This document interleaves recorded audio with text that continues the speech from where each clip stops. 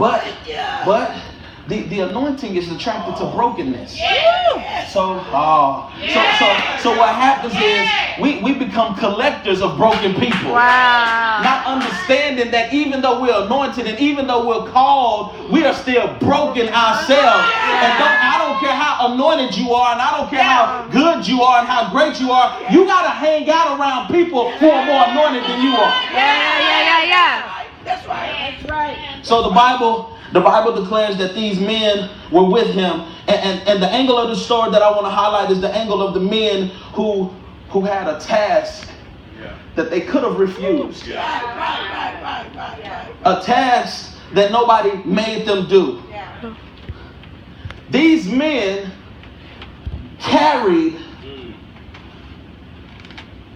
a paralyzed man to see Jesus. Can I ask you a question? Real quick, I got to rush through this, but can I ask you a question? Do you have friends that are willing to carry you? Watch this, not friends who expect you to carry them. I wish I had some people in there who had them type of friends. But I'm talking about friends who will do any and everything for you. Watch this, but not feed into your dysfunction.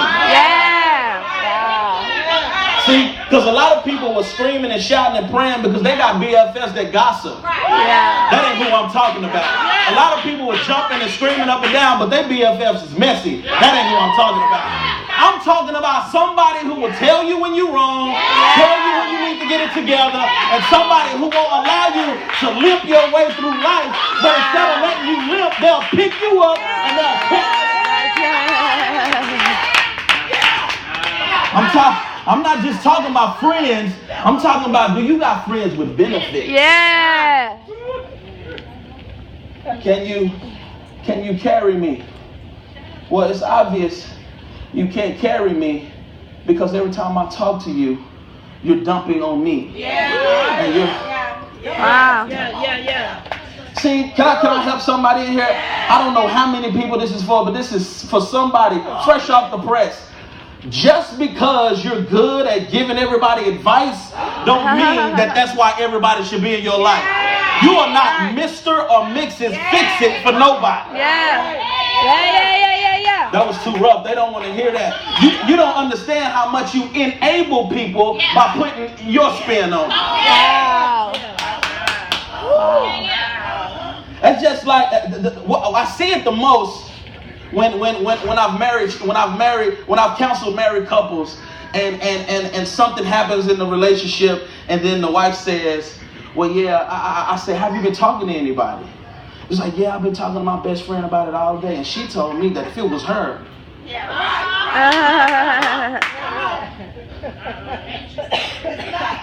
my homeboy told me if it was him, he would have been done left.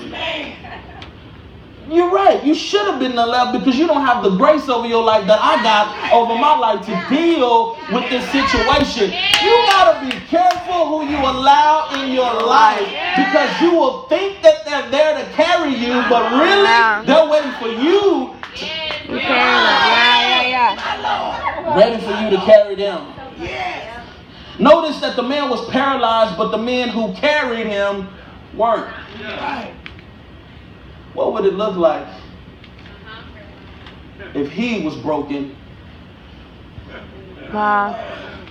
And everywhere he looked in his inner circle, everybody around him was broken. What would that? Can I tell you what would happen? We wouldn't have this story. Right. Because broken people, come on. Broken people are not worried about other broken people because I'm broken myself.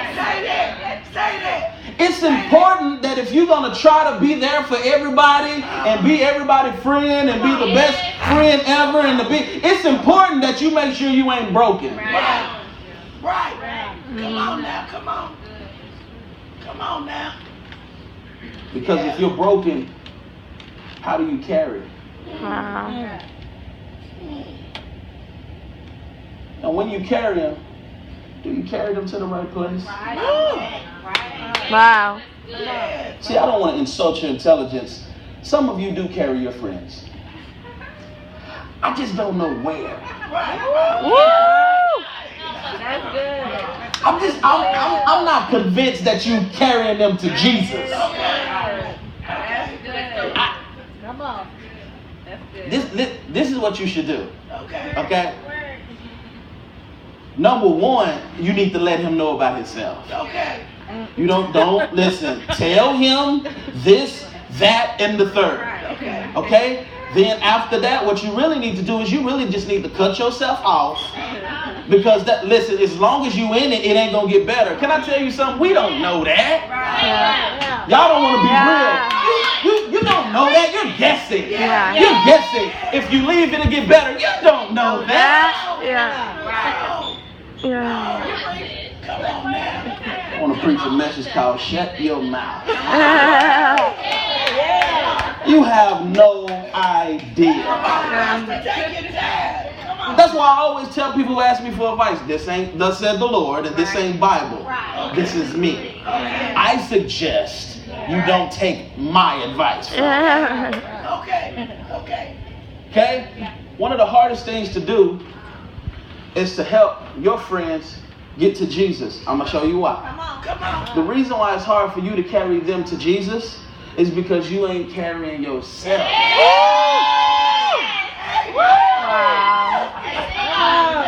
The reason why it's hard for us to take them to Jesus is because when we get in trouble, that ain't where we go. Yeah. That ain't where we go. We go to them. We go to the other friend. We go to the other person. Or we think that we're so good that we can do it on our own. Let me tell you something. There are some of you in here with major dysfunctions that will never change because you don't take them to the right place. I just preached the message right there. There are some of you under the sound of my voice, even though you yelling and you're excited about this message, you will not get better until you take it to Jesus. Yeah.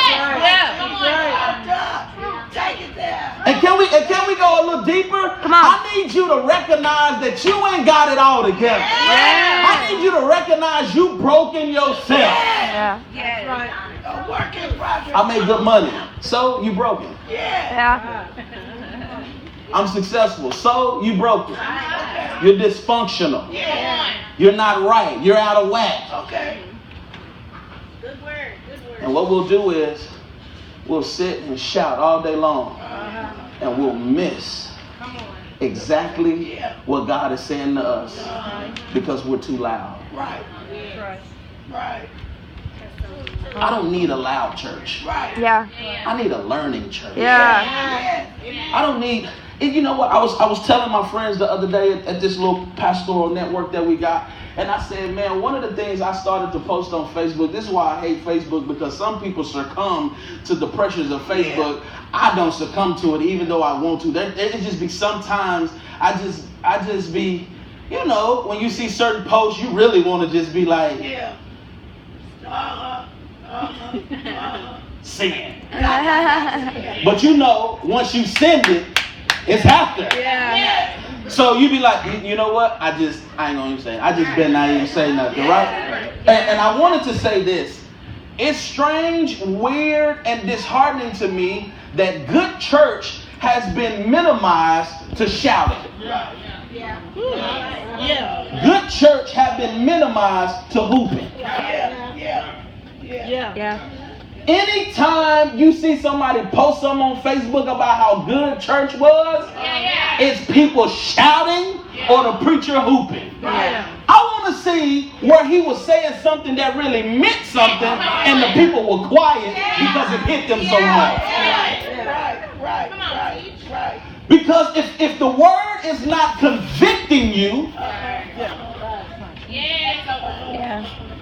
see, you see how it worked? It got quiet that fast. Because we don't want to hear word that makes us check ourselves. We want to hear words that make us think about somebody else. They should have heard. Listen, I know exactly who he's talking about. I know, you know what I'm saying? And you forget you the one that's sitting here. Yeah. Talk, sir.